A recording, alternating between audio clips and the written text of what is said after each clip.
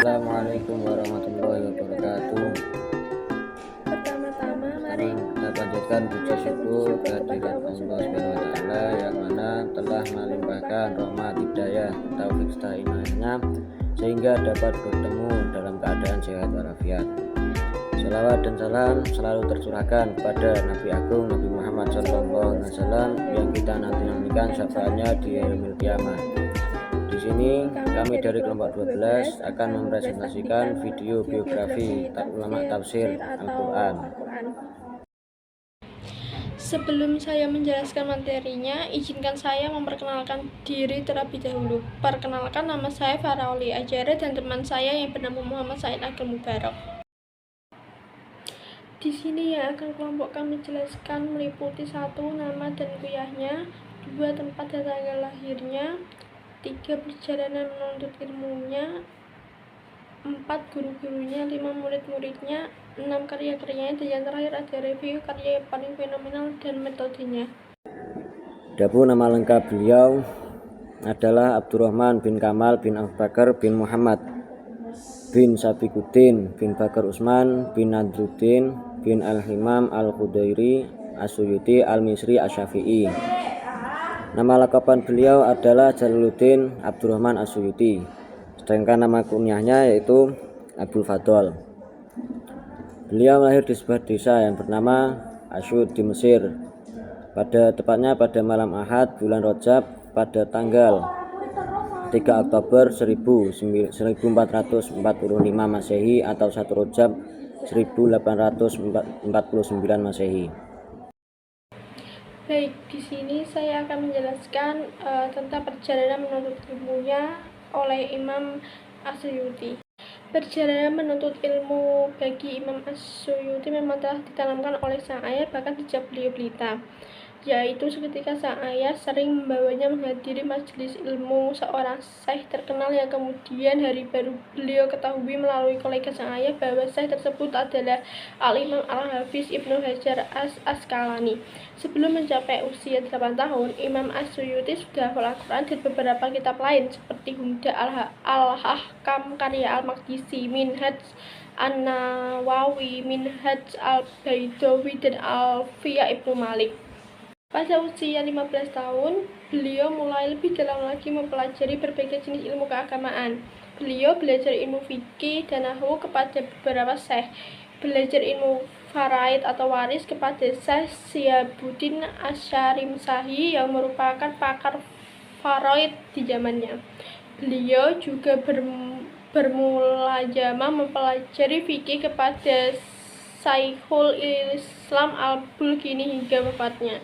Kemudian berlanjut kepada putranya Alamuddin Al-Bulkini. Dalam belajar ilmu tafsir, usul, dan bahasa Arab, beliau berguru kepada Ustadz Al-Wujud Muhyiddin Al-Qafiji selama 14 tahun. Masih banyak lagi jenis ilmu dan masyayikh tempat beliau belajar. Selain di negerinya sendiri, Imam As-Suyuti juga berkelana mencari ilmu ke berbagai kota dan negeri, di antaranya Fayu, Mahila, Dimyat, Tegrisam, Hijaz, Yaman, Indian, dan Maroko.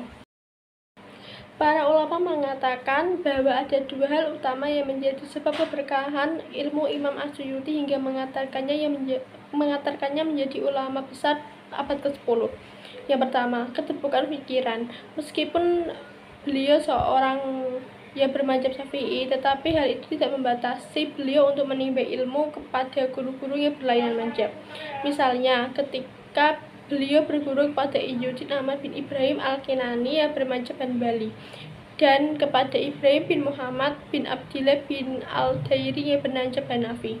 Kedua, konsistensi beliau dalam menuntut ilmu. Tercatat dalam sejarah bahwa tidaklah Imam As-Suyuti keluar dari madrasah seorang guru, melainkan beliau telah menguasai bidang keilmuan tersebut atau karena gurunya itu meninggal dunia, sehingga tak jarang Imam As-Suyuti bisa menghabiskan waktu bertahun-tahun untuk bermulajamah kepada guru-gurunya. Adapun guru-guru dari beliau yaitu yang pertama Al-Imam Al-Hafidz Ibnu Hajar Al-Asqalani. Yang kedua Imam Al-Bulkini. Yang ketiga Imam Al-Munawi. Yang keempat Imam Asy-Syamani. Yang kelima Imam Al-Kafiji. Adapun murid-murid beliau yang berhasil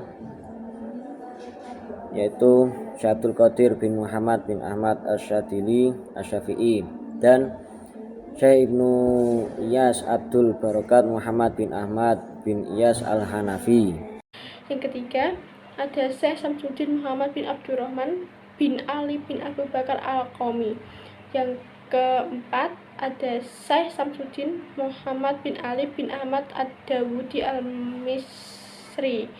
Yang kelima ada Syekh Muhammad bin Ali bin Muhammad bin Ali bin Muhammad bin Tulun An-Dimaski Al-Hanafi.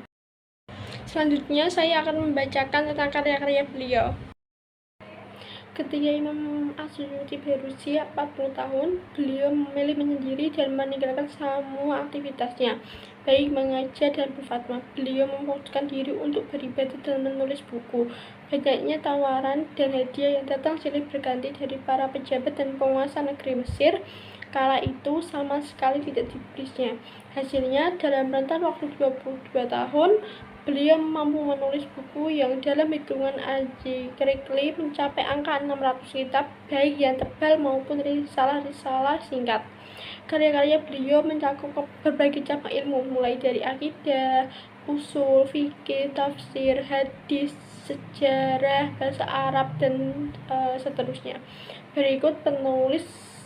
Berikut saya akan sajikan beberapa karya Imam As-Suyuti.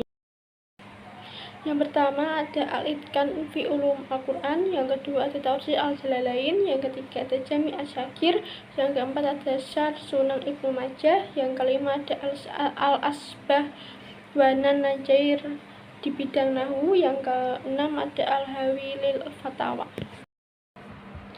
Review karya yang paling fenomenal dari As-Suyuti beserta metodenya yaitu menurut saya adalah tafsir Ad-Dur Al-Mansur. Dalam menafsirkan Al-Quran, para ulama menggunakan metode atau langkah-langkah dan kecenderungan yang berbeda-beda. Demikian juga yang dilakukan oleh Jalaluddin Al-Suyuti. Beliau dalam menyusun sebuah kitab tafsir juga menggunakan salah satu metode seperti yang digunakan oleh musafir yang lain.